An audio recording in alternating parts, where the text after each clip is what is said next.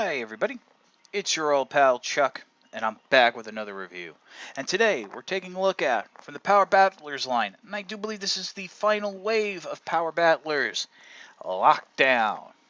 Now, Lockdown, really the robot mode, looks to be a upsizing of the one-step changer, which I was not a fan of. Thankfully, this is a much better figure, but I'm still not 100% crazy about it. And a lot of that has to do with the gimmick not working as well as I would have wished it could.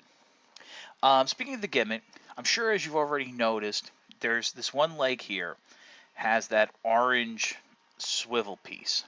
And there are two orange missiles there. Now this is all spring loaded. One thing you have to make sure is that these launchers on the back have to be separated, and you want this flap piece, which will be the windshield in car mode, as far down as it'll go out of the way. What you're going to do is squeeze the legs, and in squeezing the legs, that will trigger a series of mechanisms which will swivel the launchers forward, and it will the little latches here and here will be tripped on little nubs here on the shoulder. Now I'm going to bring Lockdown out of angle so you can see how it works. And as you saw, the missiles kind of launched out of view, but also they launched both times, which I really have never had happen before. Now to show you on camera, you squeeze the legs and those two launchers come forward. It works fairly well. But it's really not that strong of a spring-loaded launcher, which I can understand since this is more for a younger child. Now, in terms of detail, there's a lot of blue here on the chest that I really like. Now, I'm sure there's other details and such that can be picked out by a good customizer, and I do like the visored head right here with that little splotch of green. Arms can rotate, so there is some articulation. Legs are obviously fixed due to the nature of the spring-loaded gimmick. So let's get the transformation.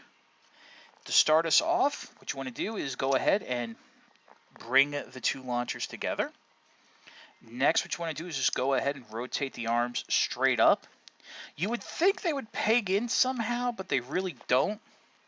The way they do join, though, is by tabbing the fists as you fold them down will tab together, and that makes the rear of the car.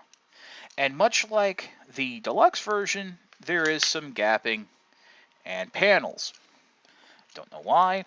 Maybe that's how the real world car actually is. Next step, what you want to do is go ahead and rotate the feet out. And even though you have to do this separately, it is considered one step on the instructions. Okay. And next what you want to do is go ahead and flip them in. I originally thought the feet were on ball joints, but they're just on very good swivel hinges. Next what you want to do is rotate them up inward at where the knee would be. There's a tab here and a slot on the inside of the foot that you're going to go ahead and peg the sides of the car into. Finally, what you want to do is take this panel, which was the flap of the robot mode, go ahead and push it back, and it will peg into place. Give everything a nice little squeeze, and there's your car mode. It does roll quite nicely, and as I mentioned, there is still some gappage, like there is on the deluxe version. I don't know why it's like that. It just is. Much like the one-step changers, you've probably already made your decision about the Power Battlers line.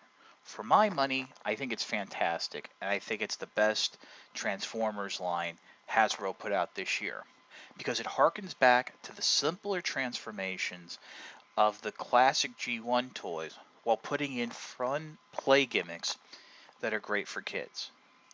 I like them. I think they make great desk toys.